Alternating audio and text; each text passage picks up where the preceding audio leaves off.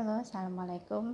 Bismillahirrahmanirrahim. Sore ini kembali kita bertemu di kegiatan live Instagram warna-warni psikosomatik bersama saya Dr. Arina Widyamurni, spesialis penyakit dalam, konsultan psikosomatik Finasim dari Padang, Sumatera Barat. Kegiatan rutin kita seperti biasa ya, selamat bergabung bagi yang sudah mengikuti ya, sudah join ya di saluran ini. Terima kasih sudah setia menunggu ya pertemuan kita setiap Sabtu sore. Baik, kali ini kita akan seperti flyer yang saya sampaikan ya di Instastory, bahwa topik kita kali ini adalah tentang pikiran dan penyakit yang saya pikir semuanya sudah kenal, yaitu diabetes mellitus ya. Kalau secara umumnya kita bilang penyakit gula ya. Kenapa sih penting kita untuk memperhitungkan pikiran untuk terkait dengan diabetes ini? Karena sebenarnya sangat besar hubungannya, sangat besar sekali kaitannya antara diabetes dengan pikiran kita, mulai dari hulu sampai ke hilirnya ya. Jadi saya akan memulai dengan kenapa saat ini kita penting untuk memikirkan diabetes dalam pengelolaan, memikirkan pikiran dalam pengelolaan diabetes. Nah, kasus diabetes mellitus itu sudah sangat banyak saat ini ya, terlalu meningkat dan sampai sekarang menjadi masalah yang utama di pelayanan kesehatan, terutama pada keilmuan penyakit dalam ya. Merupakan salah satu penyakit kronis degeneratif yang berpotensi menimbulkan kecacatan dan kemudian bahkan kematian. Jadi penderita diabetes semakin tahun semakin bertambah dan penderitanya pun semakin muda usia munculnya. Ada dua jenis diabetes itu, diabetes mellitus tipe 2 dan diabetes mellitus tipe 1. Tipe 2 adalah yang terbanyak dan disebabkan oleh sebagian besar karena perilaku ya. Karena perilaku, pola makan ya, kebiasaan olahraga, aktivitas fisik, dan kemudian stres psikologis. Nah, pada diabetes mellitus tipe 1 itu biasanya memang tuh sangat tergantung pada insulin, sudah diketahui lebih muda yang menderita dan akhirnya memang seumur hidup akan menggunakan insulin. Tapi diabetes mellitus tipe 2 tidak selalu berpeluang karena genetik keturunan, tetapi bisa juga karena pola hidup ya, perilaku tadi. Oke, waalaikumsalam Regina, udah lama sekali tidak ketemu. Ini ternyata ada mahasiswa saya juga ya, sudah lama tidak ketemu. Senang sekali bisa bergabung. Baik, saya mau cerita ya, mungkin banyak yang tidak tahu ya bahwa saya sendiri sebenarnya penderita diabetes. Ada yang belum tahu? Boleh komen di kolom komentar.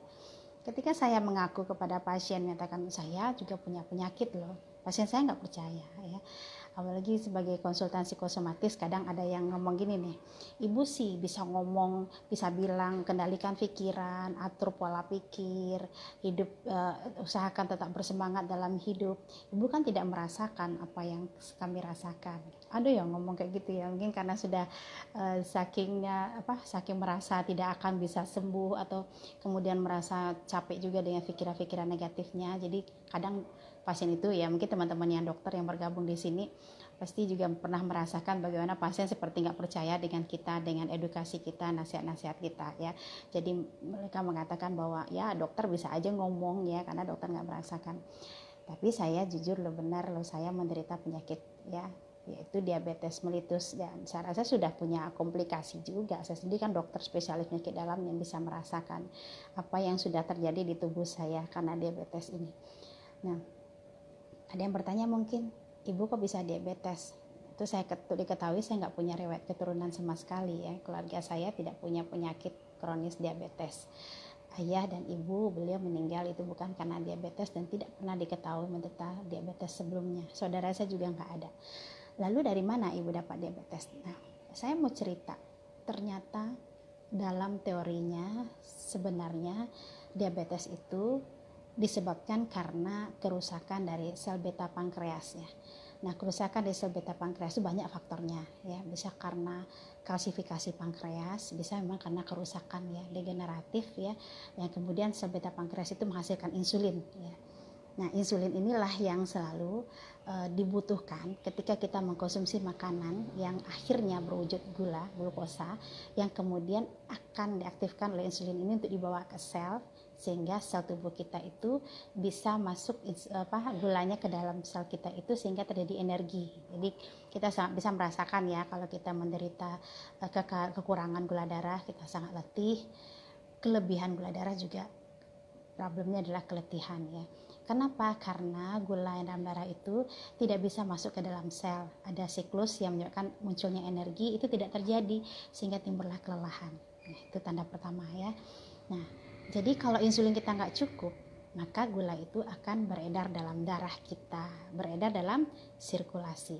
Bagi tubuh mana saja yang dilewati oleh pembuluh darah, itu pasti akan terpengaruh dengan kadar gula darah yang tinggi tadi. Jadi dalam siklusnya, setiap kita makan dalam tempo lebih kurang 2 jam, itu sebenarnya kadar gula kita harus normal lagi di level yang aman, sehingga itu tandanya bahwa kadar gula yang dalam darah tadi sudah masuk ke dalam sel ya, sudah bisa diaktifkan, sehingga bisa kita merasakan kita berenergi dan kita aktif lagi. Tapi pada penderita diabetes ini tidak terjadi dengan baik ya. Jadi kadar gula itu malah banyak, gula yang tinggi itu malah banyak di sirkulasi. Nah, inilah yang dinamakan dengan efek dari keracunan gula atau glucotoxicity. Kok bisa dibedakan keracunan ya? Karena dia gula yang berlama-lama dalam pembuluh darah kita, dalam sirkulasi, akan merusak dinding pembuluh darah ya. Ceritanya rumit tuh, banyak lagi teorinya apa yang terjadi ya. Nah, akhirnya apa? Saya berakhir ke ujungnya aja ya. Akhirnya makanya terjadi berbagai komplikasi kadar gula darah yang tinggi dalam tubuh kita itu di semua organ tubuh. Kita mulai dari mana? Kita mulai dari mata ya. Pada orang diabetes lebih cepat terjadi kataraknya ya, kekeruhan lensanya lebih cepat. Yang kedua, sarafnya juga bisa mengalami permasalahan, matanya menjadi kabur karena retinopati ya, namanya retinopati, kelemahan pada sel matanya yang berfungsi sebagai untuk menangkap ya pencahayaan dan segala macam, itu menjadi terganggu karena kadar gula darah yang tinggi. Kita turun lagi ke bawah ya, kemana? Salah satunya adalah yang paling sering saat ini adalah paru-paru dan jantung ya. Di paru-paru nanti akan terjadi mudahnya penderita diabetes mengalami infeksi kronis seperti tuberkulosis. Nah, yang kedua, kasus sekarang nih ya, pasien diabetes kenapa sangat hati-hati jangan sampai terpapar oleh COVID-19, oleh coronavirus maksudnya, supaya tidak menderita menjadi pasien COVID-19, karena virus corona itu dia mencari reseptor yang ada di paru. Problemnya itu di saluran pernafasan, dan orang dengan diabetes sudah terjadi gangguan di sel-sel di parunya, di mana terjadi kemudahan terjadinya infeksi, sehingga akhirnya menjadi memburuk. Sebelum dia terkena corona, mungkin sudah ada juga infeksi kronis lain di parunya akibat karena kadar gula darah yang tidak terkontrol. Kita lanjut ke jantung. Di jantung ada pembuluh darah jantung atau pembuluh darah koroner. Nah, di pembuluh darah koroner itu juga akan mudah terjadi penumpukan lemak, dislipidemia namanya. Jadi ada 3 lagi temannya diabetes ini. Pertama, gangguan metabolisme kolesterol atau dislipidemia. Seringnya pasien bilang saya kena kolesterol nih Bu, gitu ya. Yang kedua, tekanan darah yaitu hipertensi. Yang ketiga, kegemukan. Itu adalah 4 bersama dengan diabetes, dia menjadi yang dikatakan yang istilah sindroma metabolik ya. Gangguan pada metabolisme menimbulkan 4 jenis kelainan ini. Saling berkaitan, saling berteman ya. Nanti di mana masuknya stres nanti kita terangkan. Nah, ketika pembuluh darah jantung sudah ada terjadi penumpukan lemak ditambah dengan kerusakan dindingnya karena gula darah yang tinggi, akan terjadi gampang penyumbatan, dan malangnya lagi penyumbatan di pembuluh darah itu karena ada gangguan di persarafan karena kadar gula tadi, glucotoxicity tadi, maka keluhan nyeri itu pun tidak seperti nyeri dada pasien lain yang kena serangan jantung. Ini namanya silent angina ya, angina. Jadi diam terus nyerinya nggak kentara, ternyata sudah ada blok, sudah ada penyumbatan. Kemudian kelemahan di otot bisa menyebabkan namanya kardiomiopati istilahnya. Ini juga menemukan gangguan dari pompa jantung, sehingga tentu saja efeknya ke belakang banyak sekali. Nah, kita turun lagi kemana ya? Salah satunya nanti ke ginjal ya. Di neuropati ginjal juga dikenal dengan istilah nefropati diabetik. Secara perlahan bagian ginjal kita itu mengalami kerusakan karena kadar gula darah yang tidak terkontrol mencapai normal yang diharapkan. Terjadilah nanti yang namanya gagal ginjal kronik yang berujung nanti akhirnya banyak penderita diabetes berakhir dengan cuci darah. Turun ke bawah ke pembuluh darah, ya, pembuluh darah kaki juga mengalami bisa sumbatan seperti di jantung, maka terjadilah yang namanya penyumbatan penyakit perifer, ya, penyakit penyakit yang kita namakan dengan penyakit vaskular perifer, ya. Jadi apa itu tandanya? Ada dua sebenarnya di situ. Bisa aliran darah yang terganggu sehingga terjadi bagian ujung kaki itu sering terasa kebas, dingin, yang kemudian tidak berasa. Jadi ketika ketusuk gak terasa, bisa menjadi infeksi, sudah bernanah dan sebagainya, barulah kita tahu. Dan kemudian yang kedua yang mikronya adalah gangguan di sarafnya, sehingga terjadi neuropati juga ditandai dengan kebas dan sebagainya, kesemutan, berujung pada akhirnya memudahkan terjadinya infeksi di kaki. Yang ini yang ditakutkan oleh banyak pasien diabetes, terjadinya kegagalan dari vaskuler di bawah, terjadi kerusakan jaringan yang kemudian mati jaringan di kakinya dan akhirnya berujung pada dipotongnya jaringan tubuh yang mengalami infeksi yang tidak terkendali tersebut atau diamputasi. Ada satu lagi yang tertinggal, yaitu di kepala, ya. Pembuluh darah otak pun juga akan mengalami problem yang sama, sehingga akhirnya memudahkan terjadinya penyumbatan pembuluh darah yang dinamakan dengan stroke iskemik. Inilah kenapa kadar gula darah itu sangat penting dikontrol, baik untuk pasien diabetes apalagi untuk pasien yang non diabetes, supaya tidak terjadi munculnya atau mengalami penyakit diabetes. Nah, dari situ kan kita semuanya akhir bisa mengerti bahwa kenapa pengendalian gula darah itu penting, ya. Siapa saja yang gampang untuk mengalami diabetes? Pertama, yang punya riwayat keturunan. Ibu cerita tadi, Bunda bilang bahwa Bunda diabetes sudah lebih dari 15 tahun, tapi Bunda nggak punya keturunan. Nanti Bunda cerita kenapa bisa begitu. Yang jelas, pada orang dengan keturunan genetiknya, ayahnya atau kakeknya atau saudaranya ada yang menderita diabetes, maka teman anggota keluarga yang lain merupakan orang yang beresiko mengalami diabetes. Artinya ada warning buat dia untuk hati-hati supaya tidak tercetuskan dan kemudian muncul klinis diabetesnya. Penelitian mengatakan sekitar 30% orang dengan diabetes yang genetik itu berpeluang untuk mengalami gangguan menderita definitif diabetes. Yang kedua adalah diabetes bisa karena pola hidup, ya. Sebelum pola hidup yang cukup panjang kita cerita, kita masuk dulu. Diabetes bisa karena nutrisi, ya. Terjadi yang tadi Ibu bilang, kalsifikasi. Ada kasus, ya, pada orang-orang yang masa kecilnya banyak mengkonsumsi sejenis ubi kayu atau cassava, itu bisa mengalami kalsifikasi di sel beta pankreas, sehingga sel beta pankreas yang sebenarnya dibutuhkan dalam produksi insulin menjadi kurang produksinya, sehingga tidak cukup membantu tubuh kita untuk menjadikan kadar gula dalam darah itu, tidak cukup insulinnya untuk membantu mencegah terjadinya diabetes. Yang keempat adalah diabetes gestasional, ya. Pada orang hamil bisa muncul peningkatan gula darah karena proses kehamilannya.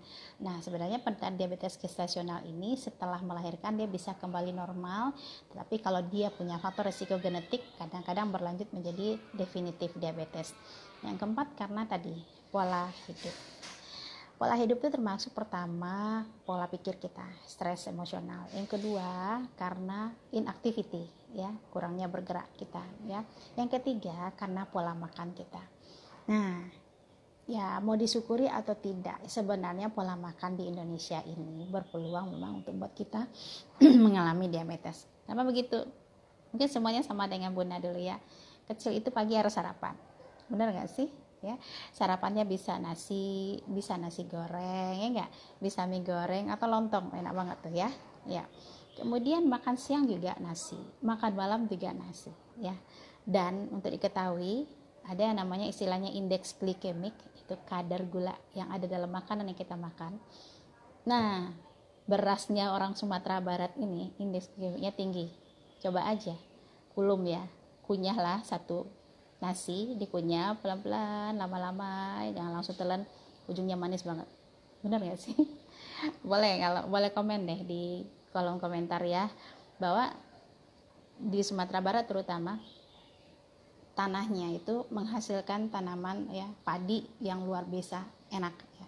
Siapa sih yang nggak kenal dengan Bare Hanak Daro ya kan, apalagi dari Solo, dari Bukit Tinggi, pokoknya semua tempat itu rasanya semua daerah di Kabupaten di Sumatera Barat belasnya enak. Kalau mau makan di Jawa, mau coba rendang di sana, kalau nggak pakai nasi beras dari Sumatera Barat kurang ya rasanya. Nah, kita pun terbiasa. Kak, saya masih ingat, ibu masih ingat, mungkin yang seumuran dengan ibu merasakan bahwa kita dulu kalau makan itu nggak boleh ngambil lauknya dulu. Kita ambil nasi, kita isi dulu sayurnya, mungkin lauknya itu terbatas. Kalau sekarang sih sudah biasa aja kita lihat anak makan ayam doang ya, makan ayam terus sayur tanpa nasi. Tapi kalau dulu kita memang disarankan untuk banyak mengkonsumsi nasinya, baik makan siang atau makan malam. Dan kemudian dengan makan yang enak tersebut, rata-rata kita memilih kemudian untuk istirahat. Benar gak? Tiduran ya, kurang olahraga. Tentu saja energi yang tadi itu nggak terpakai, menumpuk dalam darah kita ya kan.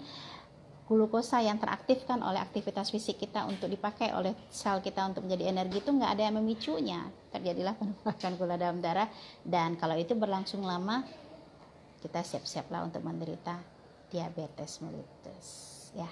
Ya, apakah itu sesuatu yang perlu kita sesalin? Sebenarnya tidak, karena sebenarnya pada dasarnya kita mestinya sudah tahu bahwa kita harus beraktivitas fisik sekian lama ya. Tentu saja ada juga yang bilang nih, saya dari pagi sampai sore di dapur berkeringat. Oh, itu bukan olahraga. Bila tidak tercapai nadi maksimal, itu belum mampu memakai energi yang seharusnya gitu ya, akan tetap bernumpuk lah dia dalam darah. Nah, kemudian selain dari makanan kita jenisnya berasnya, terus yang kita masak pun sebagian adalah yang mengandung minyak ya, lemak yang cukup beresiko untuk kemudian mengganggu pembuluh darah kita ya. Misalnya kalau bikin sayur ditumis pakai minyak juga kan ya. Ya, selalu ya, rata-rata jarang kita mengkonsumsi atau memasak itu rebus-rebusan ya. Sedikitnya bawangnya ditumis dulu pakai minyak. Padahal minyak itu sebenarnya jauh lebih berbahaya ya daripada santan. Itu penelitian dari Prof. Indrawati Liputo, silahkan baca ya, bahwa ternyata mengkonsumsi makanan dengan santan, dengan diolah dengan cara yang tertentu, ternyata lebih aman daripada kita menggoreng. Tapi semuanya kita goreng ya. Kalau kita di Sumatera Barat, di Minang ya, enak banget tuh kalau yang digoreng-goreng, itu paling suka ya kan. Nah, pada kasih jempol tuh berarti hobi makan gorengan. Nah, dalam keseharian kita, snack kita pun gorengan. Kita nggak pakai buah ya. Jarang sekali yang mungkin yang setelah makan itu malah mengkonsumsi buah ya. Apalagi yang sayur-sayur yang sifatnya mentah. Mari kita bandingkan dengan masyarakat Jepang. Ya, bagi yang pernah ke sana atau melihat sendiri siaran-siaran di TV Jepang, itu kita lihat bagaimana mereka makan. Ya, bahwa mereka hanya menaikkan sedikit nasi ya, mereka lebih banyak menggunakan makanan-makanan yang tidak diolah, cukup dimakan mentah, bahkan ikan pun, daging pun ada yang dimakan mentah. Mungkin itu ya karena proses industrialisasi di sana bagus ya. Ikan, daging yang mentah mereka tuh diyakini tidak mengandung parasit dan sebagainya. Jadi sudahlah kita kurang gerak, kemudian ditambah dengan makanan kita enak, kalau enggak tambah nggak seru ya. Terus lauknya pun digoreng ya, lauknya pun sesuatu yang cukup mempengaruhi ya, menumpuknya kalori dalam darah. Kemudian pola makan kita yang harus makan 3 kali sehari ini nih ya, kadang ditambah dengan snacknya pun kadang-kadang kacang hijau ya. Atau goreng bakwan ya enggak, kemudian roti. Nah, itu semua kayak tepung ya, ubi ya, kentang, itu berujung pada semua menghasilkan glukosa dalam darah, dan itulah yang kemudian menumpuk bertahun-tahun dan akhirnya menyebabkan kita menderita penyakit kencing manis atau diabetes. Tadi di awal saya sudah sampaikan, Bunda ada sampaikan apa resikonya diabetes untuk kita ya. Nah, apa hubungannya dengan stres? Nah, stres itu kuncinya satu, dia merubah perilaku kita. Kita harus tahu dulu pengertian stres yang bagaimana dulu ya. yang di-stres tentunya. Stres itu adalah sesuatu hal yang pengaruh kita, yang buat kita tidak nyaman, ya, tidak tenang, terancam dan sebagainya. Tapi stres itu ada yang dinamis, ada yang kemudian menjadi di-stres, ada eustress dan di-stres. Stres yang menimbulkan efek positif, oke, enggak masalah. Kita makin semangat, kita makin punya ide, makin kreatif, ya kan? Tapi stres yang berbahaya adalah stres yang menyebabkan kita akhirnya mungkin menarik diri, kurang bergerak, ya, malah sering diam di kamar, atau kemudian ada stres yang malah justru mengkonsumsi makanan lebih banyak. Siapa di sini yang kalau ujian di masa sekolah dulu, dalam minggu ujian itu di kamarnya penuh dengan kacang, keripik, cake, lagi belajar, ya kan? Ayo, jujur saja, siapa yang seperti itu? Saya dulu begitu, ya. Kemudian ada orang yang stres malah nggak makan, ya kan? Ada yang stres kemudian malah makan. Akhirnya itu ternyata kenapa bisa begitu? Karena di stres itu bisa mempengaruhi titik pusat makan dan pusat kenyang. Itu tergantung dengan di mana yang terjadi, titik mana yang terkena. Nah, kalau misalnya yang tertekannya adalah pusat kenyang, maka kita akan merasa lapar terus sebaliknya. Jadi akhirnya jangan usah heran ya, kok ada orang yang stres malah kurus. Ini ada yang mengaku saya, Bu, ya. Kok ada yang stres malah gemuk, nggak usah heran, karena itu memang sangat individual ya. Ada orang yang memang akhirnya yang terganggu itu adalah pusat kenyang dan pusat laparnya, ya. Terus ada yang aku nih, nggak ada 9 PR nggak selesai. Nah, itu dia nih, ini mindset sebenarnya, ini mindset dan pola pikir yang harus kita perbaiki. Nah, yang terjadi kemudian stres itu sudah mempengaruhi perilaku, termasuk perilaku makan, perilaku aktivitas fisik, ya, perilaku tidur, ya. Nah, akhirnya inilah yang kemudian berujung pada tidak terkontrolnya konsumsi memang kita makan, ya kan? Apalagi kalau memang fasilitasnya disediain, ya, seperti misalnya Bunda di rumah jujur ya, karena tidak bisa belanja setiap waktu, itu di kulkas penuh, ya, es krim lah, yang ini minuman dingin segala macam, ya kan, di stok snacknya tersedia ini. Nah, itu sebenarnya ada, kalau tidak pandai kita mengontrolnya, tentu kita akan mengkonsumsi sesukanya dan akhirnya berpengaruh pada metabolisme tubuh kita. Kemudian yang tadi olahraga. Nah, pengertian olahraga ini sebenarnya Ibunda sendiri sebenarnya juga tidak bisa melaksanakan semaksimal, ya. Tapi sebenarnya mungkin tergantung ke tekad kita untuk mengerjakan, bahwa sebenarnya olahraga yang dibutuhkan itu tidak harus olahraga yang berat kayak badminton, ya, atau volley. Itu cukup mungkin 1 atau 2 kali seminggu. Yang lainnya itu cukup jalan pagi saja, ya, jalan pagi atau aktivitas ringan seperti olahraga di rumah, ya, bersenam dan sebagainya, yang tentu saja disesuaikan dengan apa yang kita suka. Dipaksakan melakukan, misalnya sekarang lagi tren nih goes misalnya, ya, bersepeda. Kalau kita emang tidak suka, ya nggak usah dipaksakan itu. Dan kemudian bersepeda juga ada batasan waktu, berapa lama, berapa jauh, untuk supaya tidak malah menimbulkan permasalahan di fisik kita. Kemudian berenang, mungkin itu cukup baik untuk paru-paru kita untuk saat ini, ya. Itu cukup bagus olahraganya, walaupun saat pandemi ini tidak disarankan olahraga berat di luar ruangan, ya. Sarannya memang olahraga ringan tapi tetap ada gitu. Nah, kemudian stres itu sendiri, nah ini yang satu yang penting. Ketika kita mengalami gangguan emosional, ya, pikiran negatif, ada rasa sedih, kecewa, sebenarnya tubuh kita metabolismenya berubah, ya. Salah satunya yang berperan adalah hormon stres atau hormon kortisol, yang celakanya hormon ini terkait sangat dengan regulasi gula darah. Nah, secara normal hormon ini ada dalam tubuh dalam batasan tertentu. Dia mesti ada karena dibutuhkan untuk pertumbuhan dan sebagainya, ya kan? Nah, ketika kita stres, hormon ini meningkat tajam. Ada satu penelitian ketika di Jepang, ya, Ibu yang Bunda baca, ada satu kelompok masyarakat ada dibagi 2. Mereka kedua-duanya didiamkan, ya, dibiarkan beberapa hari di hutan dengan suasana yang nyaman, makanan yang cukup, sangat santai, rileks. Artinya disiapkan kondisi kortisolnya di level santai, aman, normal. Kemudian diuji. Satu kelompok dibiarkan tetap berada di hutan, satu kelompok disuruh ke Tokyo, ya, Tokyo itu kota besar. Mereka aktif seperti semula, seperti biasanya mereka bekerja. Ketika setelah bekerja beberapa hari, nanti di akhir sekitar 1-2 minggu kemudian diperiksa lagi kadar kortisolnya. Ternyata kadar kortisol yang pada kelompok yang di Tokyo meningkat tajam dibandingkan dengan yang di hutan, di suasana yang nyaman di resort itu stabil-stabil saja. Artinya bahwa aktivitas fisik yang kita kerjakan saat bekerja, traffic jam, macet dan sebagainya di jalan, perlakuan macam-macam di jalan ya, misalnya kita lagi jalan kemudian ada orang yang mengklakson, kita marah, emosi, atau kesibukan ibu-ibu pagi hari bangunkan anak, siapkan sarapan, heboh lah pokoknya pagi hari itu berpeluang menimbulkan resiko kortisol kita meningkat tajam. Setelah sekian jam kemudian diperiksa tinggi kadar kortisolnya. Penelitian Buna sendiri untuk pasien dispepsia, pasien sindroma dispepsia atau sakit MAH ya, tahun 2006 Buna itu meneliti bagaimana kadar kortisol pada orang yang sehat, kontrol, yang normal, atau orang yang kecemasan dengan orang yang depresi. Ternyata kortisol pagi hari meningkat tajam pada kelompok yang mengalami depresi terutama. Nah, ini membuktikan bahwa emosi mempengaruhi regulasi kortisol dan kemudian mempengaruhi pola gula darah kita. Nah, satu lagi, secara normal sebenarnya kortisol itu ada fase diurnalnya. Jadi ada fase yang dimana dia meningkat secara alamiah pada menjelang jam 4 pagi. Jadi orang yang sehat diperiksa per jam kadar kortisolnya, ada gelombang naik turunnya, dan ternyata paling tinggi itu menjelang jam 4 sampai subuh. Bayangkan kalau kita makan malam.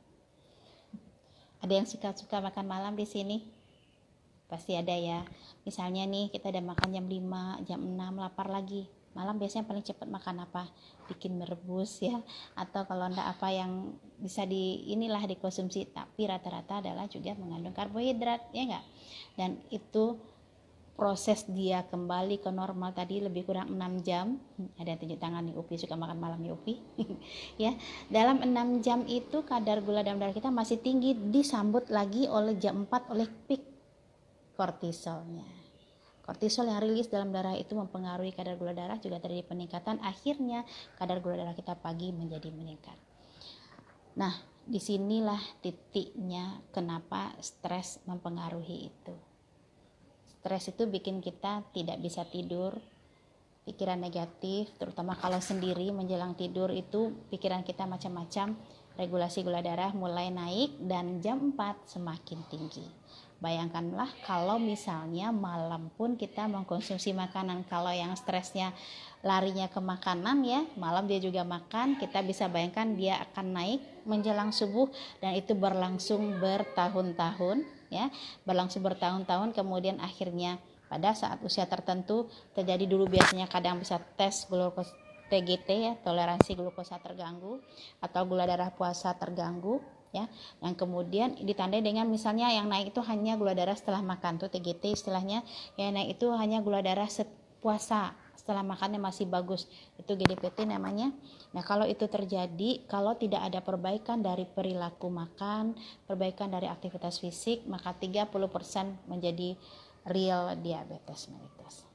Nah, ini pengaruh stres untuk munculnya diabetes. Nah, langkah berikutnya Buna sampaikan di flyer diabetes dengan pikiran itu hubungannya sebab akibat. Ketika seseorang sudah menderita diabetes, itu menjadi stres tertentu enggak? Menjadi stres lagi kan? Terpicu lagi karena apa? Karena kita semua tahu apa efek dari diabetes itu, dan sebagian besar masyarakat pun memandang ya, kalau kita sudah diabetes, aduh ini pasti deh aku kena stroke. Kalau gula darahku naik seperti ini, pasti deh aku bakal kena serangan jantung, pasti deh aku bakal gagal ginjal dan sebagainya. Tidak ada penelitian yang menyatakan bahwa semua penderita diabetes 100% mengalami gagal ginjal kronis, 100% penderita diabetes mengalami serangan stroke. Tetapi yang dikatakan adalah diabetes mellitus memberikan risiko peluang terjadinya komplikasi makro dan mikrovaskuler. Itu yang harus teman-teman ingat, adik-adik ingat ya. Bagi kita di sini yang ada keturunan diabetes atau sudah menderita diabetes, jangan justru ini menjadi pemicu ansietas selanjutnya. Ansietas berkepanjangan berujung pada depresi. Ya, ansietas dan depresi ini juga akan mempengaruhi yang tadi, pola pikir, perilaku, dan kemudian semangat untuk maju ke depannya, kehidupan ke depannya. Kalau sekarang misalnya dokter menyatakan dari pemeriksaan ini kami menemukan Anda sudah menjadi penderita diabetes. Dokter akan bilang seperti itu. Kalau di saat itu kita panik, kita cemas, itu normal. Itu fase akut namanya, stres akut. Tapi saran Bunda setelah itu, pelajari betul apa itu diabetes. Seperti apa hidup sebagai penderita diabetes. Supaya nanti dengan pola hidup yang kita lakukan, kita yakin bahwa kita bisa mengontrol kadar gula darah kita. Banyak kasus ya dokter sendiri juga ada, guru-guru kita yang walaupun diabetes tapi beliau masih eksis, masih bagus kondisinya walaupun usianya 70-80 tahun. Ya. Ada orang yang tanpa keluhan diabetes sebelumnya pada usia 60-70 menderita komplikasi mikro-makrovaskuler tadi seperti stroke dan sebagainya. Jadi artinya tidak satu-satunya diabetes sebagai penyebab komplikasi kronis yang ditakutkan tadi. Jadi pola pikir penderita psikosomatis sebenarnya kan seperti itu. Ya. Memikirkan sesuatu bakal terjadi yang mungkin terjadinya mungkin 10-20 tahun lagi, tapi cemasnya sudah dimulai dari sekarang. Cemas boleh, khawatir boleh, tapi justru untuk mengontrol diri kita, melatih diri kita untuk kemudian menjaga agar tidak mengalami gangguan, agar tidak mengalami komplikasi. Itu baik. Tapi kalau cemas, khawatir justru membuat kita semakin buruk perilaku hidup kita, malah justru kita mempercepat komplikasi yang kita takutkan itu. Jadi tadi sudah disampaikan pertama bagaimana stres itu bisa memicu seseorang mengalami diabetes. Barusan Bunda juga cerita bagaimana kalau kita menderita diabetes itu kita tidak boleh terlalu terpaku dengan komplikasi yang jauh di depan mungkin terjadi, yang justru sebenarnya kecemasan dan ketakutan itu yang memancing komplikasi itu muncul. Ya, mudah-mudahan itu sudah dipahami dua hal tersebut. Nah, ketiga, kalau memang sudah sampai ke tahap terjadi muncul komplikasi mikro dan makrovaskuler, apa yang harus kita lakukan? Untuk kehidupan, kualitas hidup ya yang tetap baik, tetap produktif, tetap semangat, maka yang harus kita lakukan adalah kita berakrab dengan kondisi yang kita punya sekarang. Misalnya, kita punya keluhan tangan kita kesemutan sepanjang waktu, neuropati diabetik. Ini adalah komplikasi mikro yang bisa terjadi pada orang yang menderita diabetes lebih kurang di atas 5 atau 10 tahun. Terasa nggak enak. Awalnya mungkin akan merasa panik dengan kesemutan di tangan ini. Ya, kemudian sepertinya betul sepanjang waktu tidak nyaman tangan kita. Tetapi sebenarnya kita punya kemampuan adaptasi. Maka kita harus mempatri dalam diri kita, oke, mulai hari ini ternyata aku punya neuropati diabetik. Itu diketahui kalau sudah terjadi gangguan di persarafan neuropati diabetik itu, maka kesembuhannya memang sangat minim atau kita bisa nyatakan irreversible. Artinya apa? Kesemutannya bakal menetap. Kalau bakal menetap, maka yang harus kita lakukan apa? Menurunkan kegelisahan kita sendiri supaya tidak menjadi tambah berat terasa. Terima kasih Teguh sudah bergabung. Sehat selalu Bunda, amin. Insya Allah kita semua usahakan ya, kita semangat dan sehat selalu. Kembali tadi Ibu sampaikan bahwa ketika kita menemukan kenyataan bahwa diabetes yang kita miliki sudah memiliki komplikasi mikrovaskuler ataupun makrovaskuler seperti kesemutan tadi, maka kita mulai melatih diri kita, oke, standar kesehatan aku sekarang dengan diabetes plus neuropati. Memang ada rasa nggak nyaman, tapi tidak masalah. Saya masih bisa bergerak, saya masih bisa beraktivitas, saya masih bisa berkarya. Itu yang harus dilatih pelan-pelan, dan itu memang hanya kita yang bisa melakukannya. Baik, ada yang bertanya nih dari Guswan. Dokter, saya ingin bertanya terkait diabetes. Apakah benar ada kaitannya pengaruh konsumsi nasi yang sudah dingin atau nasi yang masih panas dengan kadar glukosa orang dengan diabetes? Baik, sebenarnya makasih pertanyaannya. Saya sudah pernah dengar juga ini ya. Jadi ada yang bilang konsumsilah nasi yang dingin, konsumsilah nasi. Ya, saya tidak tahu persis ya. Kalau secara ilmiah yang saya temukan ya, kami tidak menemukan adanya suatu riset yang membedakan konsumsi nasi panas dengan nasi dingin.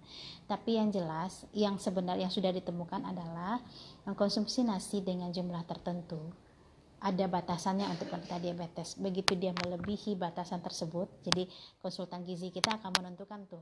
Kayak Buna nih, ditentukan sama konsultan gizi Buna tuh boleh mengkonsumsi nasi itu nggak lebih dari 6 sendok makan setiap kali makan ya.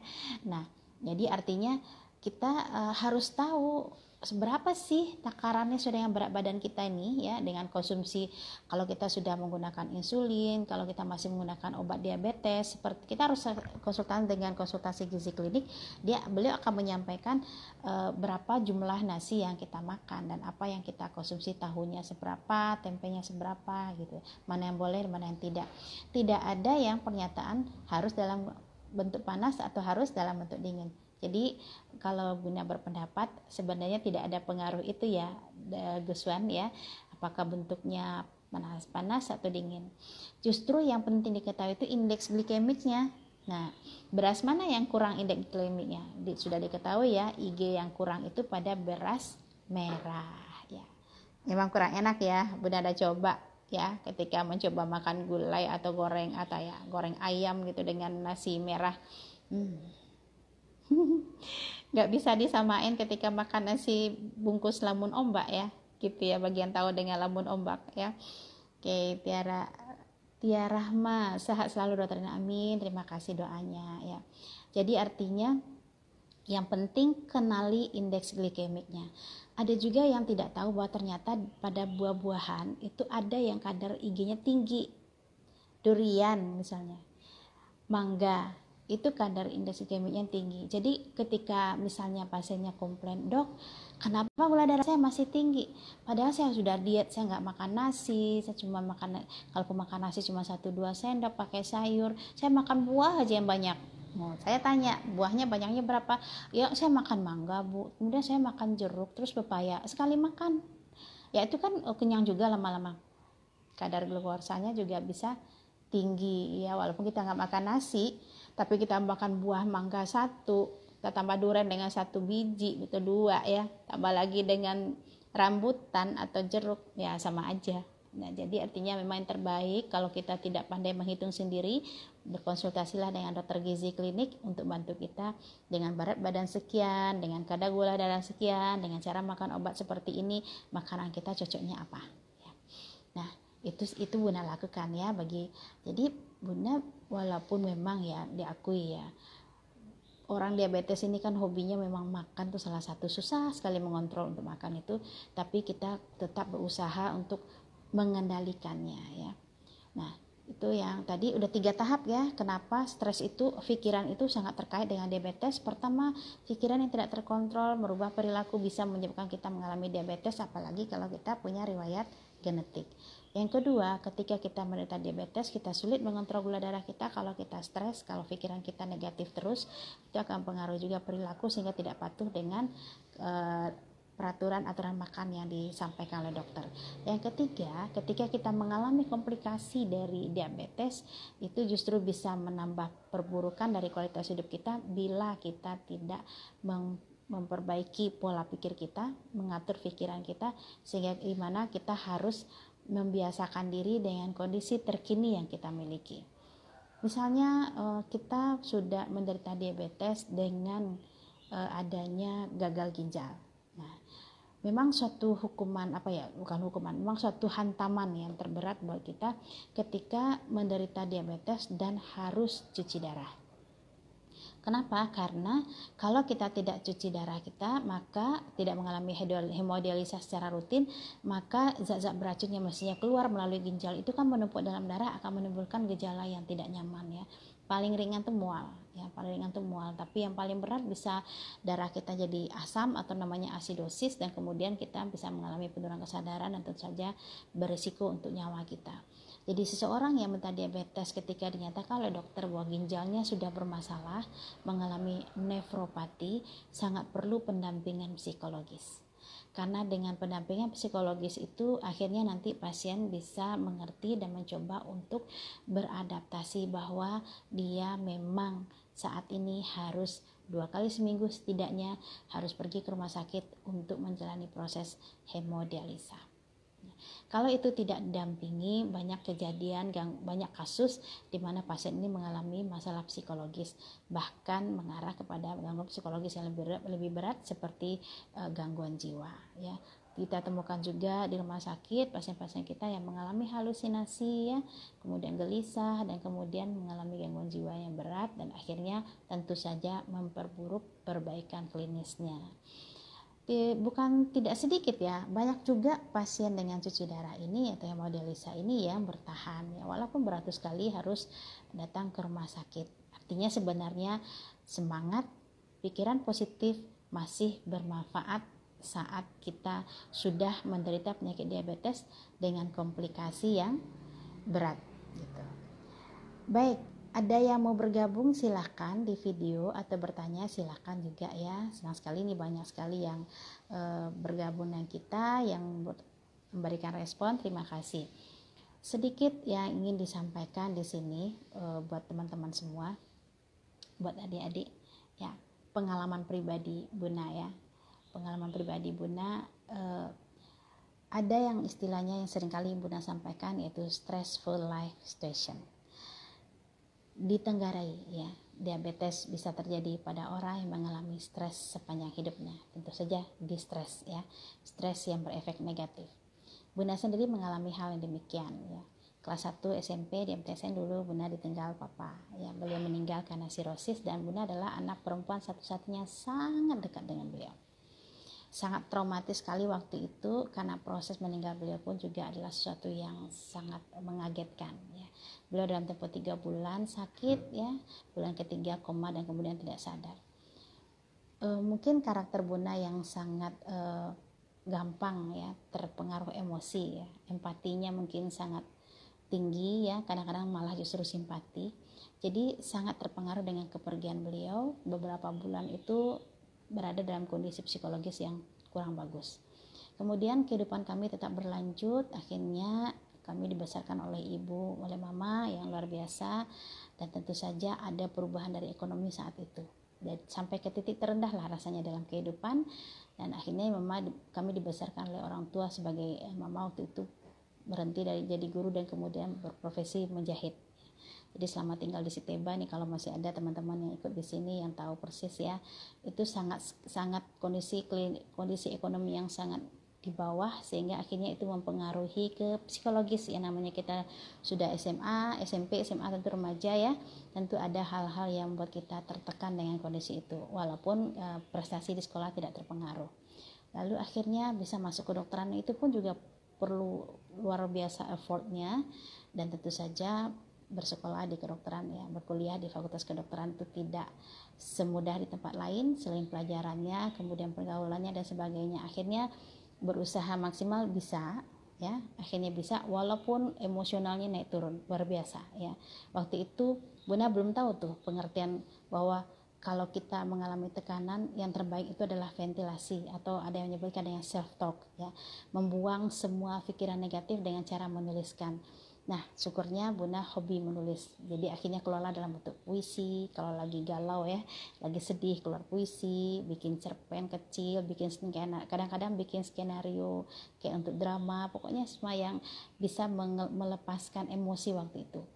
Nah, kadarullah belum tamat dokter, mama meninggal. Nah, akhirnya kemudian kehidupan itu mandiri sangat ya, sampai selesai kuliah, kemudian praktek di puskesmas, semuanya dijalani sendiri tanpa bisa bertanya pada orang yang lebih, pada orang tua ya, orang yang kita percaya sangat. Nah, inilah proses kehidupan yang Buna yakin mempengaruhi kenapa akhirnya tanpa riwayat genetik Buna mengalami diabetes. Sampai pendidikan spesialis, mungkin teman-teman di sini yang dokter yang bergabung misalnya merasakan kita kalau kuliah di kedokteran yang itu zaman poskap ataupun zaman praktek spesialis ya, jadi dokter spesialis, jadi residen, pola makan, pola tidur sangat amburadul ya. Itulah yang mempengaruhi sehingga akhirnya tepat di usia 40 tahun Bunda mengalami diabetes. Yang pertama kali itu gula darah waktu itu Bunda masih ingat sekitar 218. Tapi 2010 itu ternyata bukan pertama kali rupanya. Nah, ini artinya teman-teman, adik-adik sangat Bunda sarankan yang masih muda-muda secepatnya melakukan medical check up.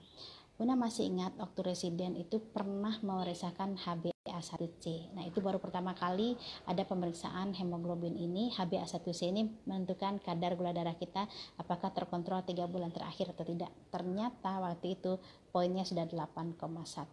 Artinya sebenarnya sudah terjadi gangguan metabolisme gula darah, dan sepertinya pernah dicek gula darah setelah makan itu di atas 146.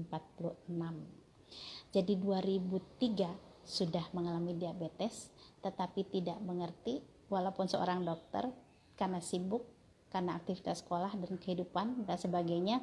2010 setelah jadi dokter spesialis, sudah jadi konsultan, barulah rilis ya kadar gula darah tinggi. Jadi memang dikatakan TGT itu 5-10 tahun ke depan berubah menjadi diabetes, tetap TGT atau malah normal, tergantung dari bagaimana kita mengelolanya. Jadi di atas umur 30 mulai sekarang ibu pikir, atau bahkan di usia 25 sudah boleh, apalagi kalau ada riwayat genetik, silakan cek gula darah puasa dan 2 jam setelah makan walaupun belum ada keluhan. Seandainya merasakan memang ada cara berpikir yang gampang stres ya, gampang panik, gampang gelisah, maka segeralah periksa dulu gula darah puasa atau 2 jam setelah makan dan HbA1c-nya. Bila kadar gula darah itu puasa di atas 126 atau kalau kadar gula darah 2 jam setelah makan di atas 146 tapi tidak lewat dari 200, itu TGT. Kalau gula darah puasanya itu namanya GDPT, segera perbaiki pola pikir, pola makan, pola hidup ya. Dengan demikian, pola tidur satu lagi ya. Dengan demikian kita harapkan bisalah yang TGT tadi atau GDPT tadi kembali normal. Jangan ikuti Bunda, karena kemudian ternyata sampai sekarang tentu saja ada keluhan-keluhan fisik yang dirasakan karena diabetes. Bukan tidak pernah ada keluhan. Nah, mungkin orang melihat Bu Arina senang-senang aja tuh walaupun diabetes. Nah, padahal sebenarnya tetap ada yang namanya letih, kelelahan ya, kemudian kesemutan, kemudian sekarang juga ada mendenging tinnitus di telinga, mungkin sudah ada terjadi gangguan di saraf di sana.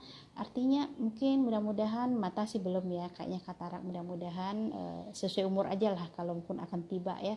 Tapi artinya bukan tidak ada komplikasi yang dirasakan saat ini ya, mikrovaskular mungkin yang Bunda rasakan, tetapi kenapa bisa kualitas hidup tetap berlanjut? Karena itu tadi, tahap ketiga, ketika kita sudah memiliki suatu penyakit dengan komplikasi yang mungkin tidak bisa dikoreksi lagi atau irreversible, kita harus sampai pada tahap menerimanya dan akrab dengannya.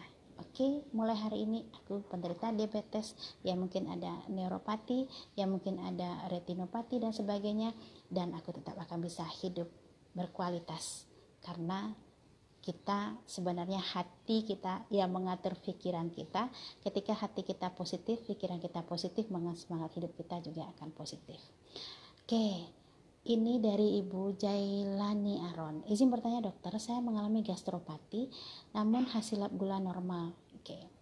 Nah, gastropati itu tidak satu-satunya milik diabetes. Nah, penderita sindrom dispepsia, penderita kemudian mengalami seperti sirosis hepatis juga mengalami gastropati.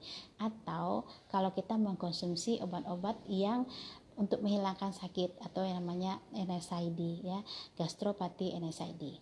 Jadi tidak satu-satunya gastropati itu terjadi karena masalah dari gula darah. Itu ya Bu Jalani ya. Jadi karena itu kalau gastropati nanti terlihatnya ketika dilakukan pemeriksaan dengan endoskopi, maka dokter akan menyampaikan gastropati kita dalam bentuk apa ya. Oke, mudah-mudahan menjawab. Baik, silakan kalau masih ada yang mau bertanya dan ingin bergabung berdiskusi boleh, atau malah mau bercerita tentang pengalamannya. Nah, sebelum ada yang bergabung, Bunda lanjutkan. Ada satu hal juga yang harus kita pahami sebagai penderita diabetes. Kalau ada teman-teman atau yang hadir hari ini penderita diabetes atau orang tuanya menderita diabetes, maka penderita diabetes itu sangat mood swing. Ya, maksudnya moodnya sangat gampang berubah. Nah, maka sebenarnya diharapkan tentu saja yang mendampinginya memahami ini. Tetapi penderita sendiri juga harus diberitahu bahwa tidak mungkin dia mengandalkan orang lain yang memahaminya. ya. Maka penderita diabetes mesti mengerti juga bahwa ketika emosinya turun, moodnya turun, maka dia harus mampu memperbaikinya sendiri. Bagaimana caranya? Pertama, dia mencari sesuatu yang bisa membuat dia melupakan sesaat tekanan yang dialaminya sekarang. Ya. Jadi misalnya dia menderita diabetes, kadar gula darahnya kurang bagus, pekerjaannya banyak, pikirannya banyak yang tidak tuntas, maka kalau tidak selesai saat itu tidak boleh dipaksakan, segeralah alihkan perhatian pada yang lain dulu untuk kemudian bisa menurunkan kadar kortisol sehingga akhirnya kadar gula darahnya turun. Karena kalau misalnya tidak dialihkannya, maka kadar gula darah itu akan meningkat, tentu saja akan memberikan keluhan-keluhan yang akan menyebabkan justru menurunkan moodnya lagi. Jadi melingkar saja seperti itu, bolak-balik ya, dan akhirnya tidak bisa diputus. Yang bisa memutusnya adalah pasien itu sendiri. Oke, dari Bahrul Helmi, izin bertanya dok, bagi yang obesitas dan ada faktor risiko DM, bagaimana prinsip intake nutrisinya? Apakah di bawah BMR atau sesuai BMR? Baik, kita tentu saja pertama tentu kita hitung dulu ya, berapa kondisi kita di mana nih sekarang. Kalau kita obes itu ada dua ya, grade 1 dan grade 2 dan faktor risiko, maka kita menurunkannya ke berat badan standar. Iya, mencapai dari obes ke normal weight tentu susah. Maka yang disarankan adalah menurunkan berat badan 1-2 kg per bulan secara bertahap. Makanya tidak disarankan juga menurunkan berat badan pakai pola-pola yang sering kita lihat di luar sana ya. Berat badan bisa turun drastis sekian kilo, itu tentu harus hati-hati ya, karena bisa saja itu mempengaruhi nanti di ginjal kita di prosesnya. Nah, jadi sarannya adalah turunkan 1-2 kilo per bulan. Dan kemudian apakah kita harus sesuai BMR? Sampai saat ini yang terbaik tentu saja sesuai BMR. Kalau dibikin underweight itu pun beresiko. Ya, berisiko kenapa? Karena ketika kita obes, di mana jaringan lemak ya, otot kita bentuk komposisinya sudah berubah, nah kita harus mengusahakan itu kembali pada kondisi standar dan tidak gampang untuk mencapai di bawah itu. Nah, satu hal lagi ya, risiko yang sering terjadi nih, kondisi yang sering terjadi, seseorang dengan diet yang ketat, dia bertahan beberapa minggu atau beberapa bulan, tapi kalau emosinya, psikologisnya tidak kuat, akan ada muncul suatu kondisi di mana malah menimbulkan suatu efek perilaku yang membalik. Akhirnya ketika tidak tercapai target yang diinginkan, hopeless, malah akhirnya lepas konsumsinya dan kemudian sudah, aku nggak peduli dengan diet ini, dan kemudian dengan serta-merta dengan waktu cepat kembali kondisi obes lagi. Jadi yang ideal itu adalah bertahan konsisten menurunkan 1-2 kilo 1-2 kilo per bulan secara pelan, sisip dengan aktivitas fisik. Jadi pelan-pelan juga tingkatkan aktivitas fisik, karena kita harus mengganti porsi lemak yang awalnya banyak di tubuh kita diganti oleh otot yang lebih meningkat masanya. Nah, itu kan prosesnya kan tidak cepat ya. Jadi ketika turun berat kita 1-2 kilo, itu lemaknya yang berkurang, maka harus diganti oleh massa otot. Karena itu olahraga pun mesti dinaikkan bertahap ya. Maka konsultasi dengan dokter olahraga SPKO itu sangat penting. Nanti bisa konsultasi bagaimana caranya, olahraga apa yang bisa dipakai kita lakukan untuk menekan, untuk mengisi massa otot kita yang kemudian mengisi rongga yang ditinggalkan oleh lemak. Dan perlu diketahui bahwa ada lemak yang bisa dihancurkan lagi, ada yang tidak. Nah, ini juga butuh suatu teknik olahraga tertentu untuk bisa memperbaiki kondisi ini. Idealnya sebenarnya adalah obesitas sentral yang harus dikoreksi. Obesitas di daerah perut ya. Nih pada pegang perut masing-masing masuk kategori obesitas sentral enggak gitu. Nah, sebenarnya gemuk, mungkin pipinya tembem ya, lengannya padat, pahanya padat, itu akan lebih aman dibandingkan dengan perutnya yang tinggi. Nah, kalau jadi idealnya pertama kali yang kita coba tekan adalah bagaimana lemak di perut ini segera berkurang. Nah, jadi mudah-mudahan bisa menjawab ya Bahrul, bahwa prosesnya itu pelan-pelan kita menurunkan tuh, tapi konsisten. Yang penting itu di situ. Ya, kita sebagai penderita diabetes ataupun obesitas, kita konsisten dalam melakukan memperbaiki pola hidup kita, baik pola makan kita. Kadang-kadang ada istilah cheating day ya. Ada yang tahu nggak sih cheating day? Hari ini aku bebas makan. Itu sangat tidak berlaku untuk penderita diabetes ya, walaupun kadang-kadang itu sulit dikendalikan ya. Ada pertanyaan lagi ya dari Cynthia. Bagaimana cara beri motivasi pada pasien DM yang sudah minum obat bertahun-tahun namun tiba-tiba merasa bosan untuk minum obat dan kontrol gula darah? Ya, Bunda udah ngalamin ini. Makanya Bunda gak bisa marah sama pasien diabetes karena Bunda tahu persis minum obat itu membosankan. Dan sekarang udah setahun nih Bunda menggunakan insulin. Karena apa? Karena sudah Bunda kira ya, sudah Bunda tentukan melihat dari kadar HbA1c, ini insulin dalam tubuh, insulin yang endogen yang dimiliki tubuh kita nggak cukup lagi. Jadi sekarang harus dirubah mindsetnya nih buat teman-teman yang hadir sekarang ya. Tolong juga diberitahu kepada masyarakat luas bahwa dulu insulin memang dipakai untuk kasus pasien-pasien dengan diabetes yang berat ya. Tapi sekarang insulin sudah menjadi suatu modal terapi yang bisa diberikan lebih awal. Karena sebenarnya insulin endogen yang kurang tadi bisa jadi karena memang produksinya terganggu atau sel beta pankreasnya yang rusak. Jadi kalau kita makan obat yang memicu produksi internal tubuh kita, justru membuat sel beta pankreasnya capek. Ya, justru membuat produksinya malah tidak maksimal. Maka jalan keluarnya adalah memberikan insulin dari luar, bukannya daun insulin ya. Bunda nggak tahu persis berapa banyak harus minum daun insulinnya untuk menggantikan dosis insulin yang 5 atau 10 unit gitu ya. Ya, memang ada yang sekarang kan minum daun insulin itu bisa menurunkan kadar gula darah. Banyak tumbuh-tumbuhan yang bisa menekan kadar gula darah. Bunda tahu itu, tapi hati-hati kalau kita mengkonsumsi obat gula, kita mengkonsumsi herbal dan sebagainya, mesti ada pemeriksaan kadar gula darah karena dia bisa berefek meniadakan atau malah sama-sama menurunkan. Tidak jarang ya masuk ke rumah sakit dengan kadar gula darah yang sangat rendah dan penurunan kesadaran. Mesti hati-hati.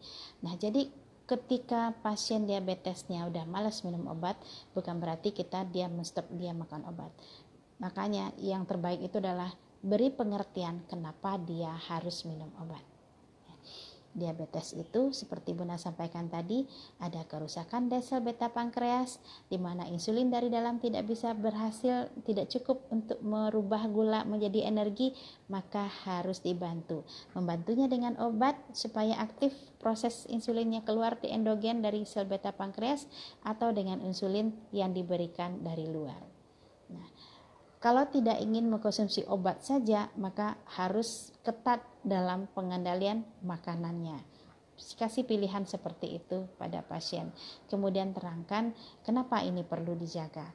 Karena justru saat sudah mengalami komplikasi, justru akan menjadi lebih berat. Kita tetap bisa hidup berkualitas walaupun kita mengkonsumsi obat seperti insulin, seperti yang Bunda lakukan.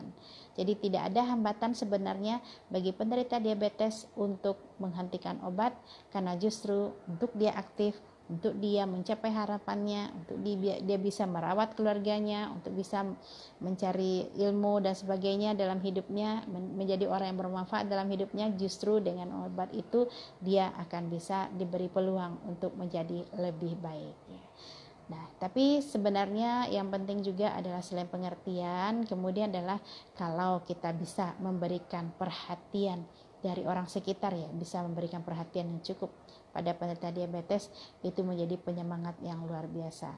Seperti yang Bunda sampaikan, penderita diabetes itu sangat mood swing, emosinya sangat mudah naik turun ya. Oke, idealnya masing-masing kita yang diabetes baiknya punya alat untuk meriksa gula darah di rumah. Karena kalau tidak, secara kita tidak sengaja nanti sudah berada di level 300 saja misalnya sepanjang waktu, dan itu memicu cepatnya terjadi komplikasi. Kita bagusnya kalau di rumah sakit diperlakukan tuh 2 kali seminggu ya, hari Senin atau hari Kamis, periksa gula darah jam 6 sebelum makan, kemudian jam 11 sebagai 2 jam setelah makan, dan random jam 4 sore.